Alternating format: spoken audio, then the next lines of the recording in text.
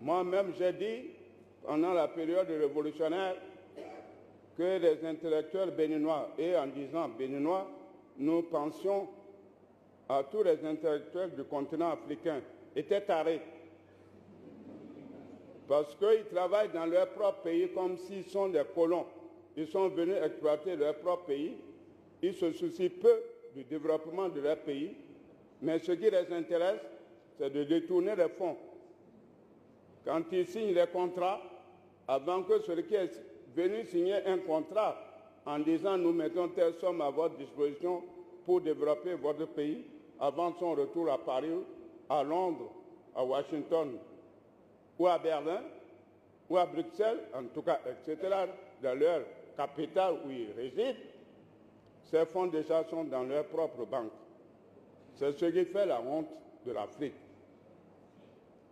Il a été dit, et nous étions encore jeunes comme vous à l'époque, au moment des indépendances, que même si les États africains devraient avoir des difficultés, un seul pays qui devrait faire preuve de responsabilité, c'était bien le Bénin.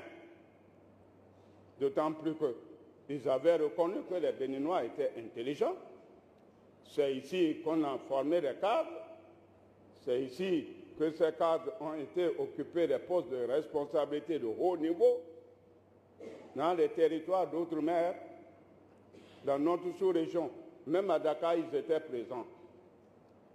Mais au lendemain de l'indépendance, les Béninois sont sombrés dans l'inefficacité, dans l'irresponsabilité.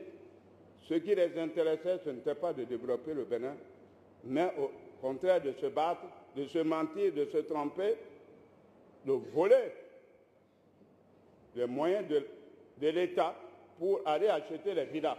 Aujourd'hui, les gens parlent en disant, quand vous rentrez en fonction comme président, comme ministre, il faut déclarer ses biens.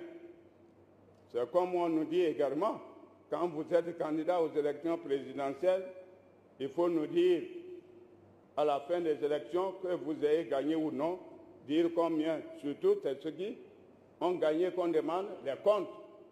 Mais ceux qui ont échoué, on ne leur demande pas des comptes. Croyez-moi, avec 500 millions, on ne peut pas faire une campagne au Bénin. Le minimum, je dois vous dire la vérité, je ne dis pas les élections qui vont venir en mars 2006, mais l'expérience prouve que le minimum peut-être que c'est 1 milliard de poussière. Parce qu'il y a des casquettes, des t-shirts, il y a des mensonges aussi, il y a la corruption. Et si vous ne disposez pas d'1 milliard, vous ne pouvez pas faire campagne au Bénin. Certes, on a dit que c'est 5 millions qu'il faut déposer au Trésor public si on est candidat. Et si on a 5% de voix, bon, vous pouvez récupérer votre argent. Mais il n'y a pas 5% de voix au Bénin. Ceux qui arrivent à percer, les deux qui arrivent au premier tour, au dernier tour, il n'y a qu'un seul qui arrive. À partir de ce moment, peut-être que les deux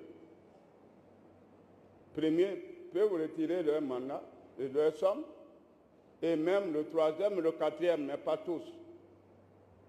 Et j'ai appris maintenant qu'il faut aller jusqu'à 50 millions ou 15 millions. La loi n'a pas encore été votée.